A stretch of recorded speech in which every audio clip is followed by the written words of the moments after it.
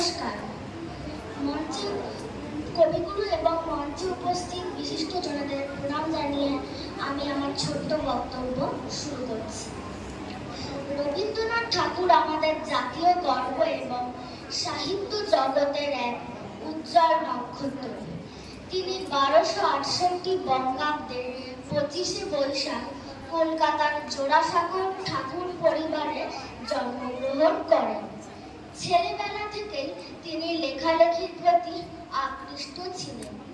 কবিতা, গল্প, উপন্যাস, নাটক, প্রবন্ধ সাহিত্যের প্রতিটি ক্ষেত্রে তার অসামান্য অবদান রয়েছে।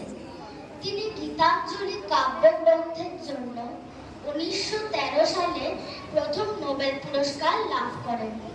বাংলা ভাষার প্রথম নোবেল বিজয়ী তিনি।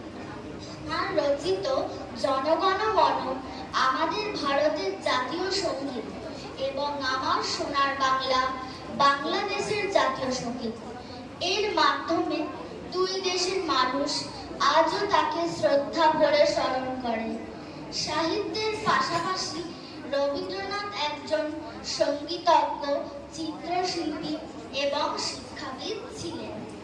শান্তিনিকেতন প্রতিষ্ঠা করে তিনি শিক্ষার নতুন দিগন্ত উন্মোচন করেন।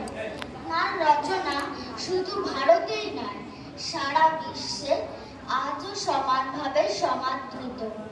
সর্বোপরি রবীন্দ্রনাথ ঠাকুর ছিলেন একজন বহুমুখী প্রতিভা, যিনি তার সংস্কৃতি ও সাহিত্যে অমর হয়ে আছেন।